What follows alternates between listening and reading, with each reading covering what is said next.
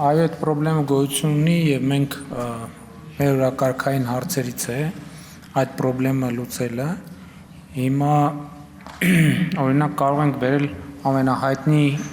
եւ ամենավառ օրինակները, օրինակ Հանրապետության հրապարակի վրա կա այդպիսի շենք, որ կառավարությունը փորձում է ինչ-որ մի ներդրումային տրամաբանության մեջ դնի, բայց այդպես էլ չի ստացվում, խոսքը փոստի ժամանակին կենտրոնական փոստն է եղել։ Երբ որ ուզում ենք հասկանանք, բա ինչի հետաքրքրություն չկա, պարզվում է, որ ասենք օրինակ շատ ստանդարտների չի բռնում այդ շենքը, սկսած նրանից, որ կայանատեղի խնդրեմ ունի, սկսած նրանից, որ պատմամշակութային հուշարձան է եւ այդտեղ լրացուցիչ միջոցառումների շատ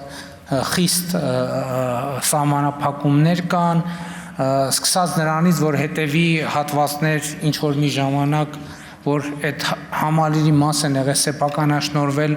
առանձնացվել են եւ այլն եւ այդպես շարունակ, բայց այդ խնդրը կա, բայց եթե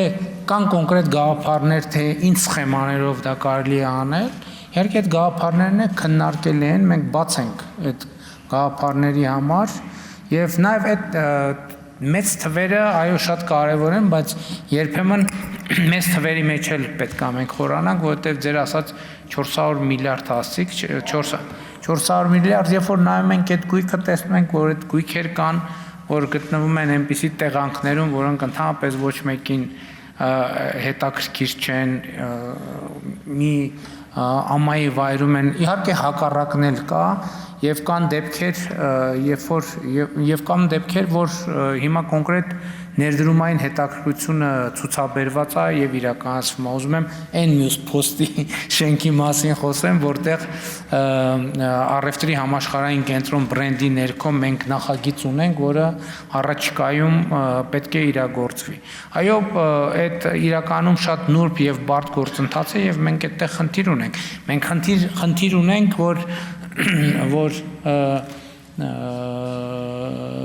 ասենք Երևանի կենտրոնում գտնվող համալիրներ դրվել է մասնավորեցման եւ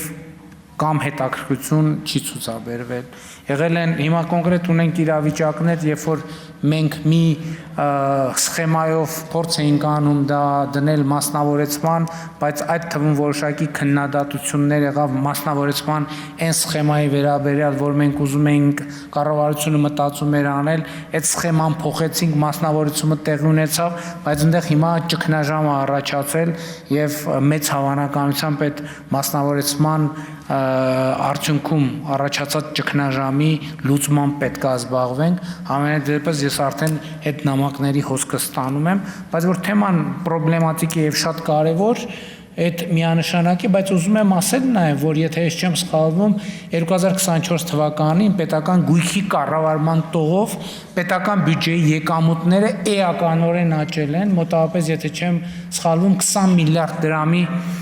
միլիարդ դրամի եկամուտ ենք ունեցել պետական գույքի կառավարումից, ինչը առնվազն նշանակում է, որ այդ հարցը մեզ իրոք շատ հետաքրքրում է։ Եվ մենք փնտրտուքի մեջ ենք եւ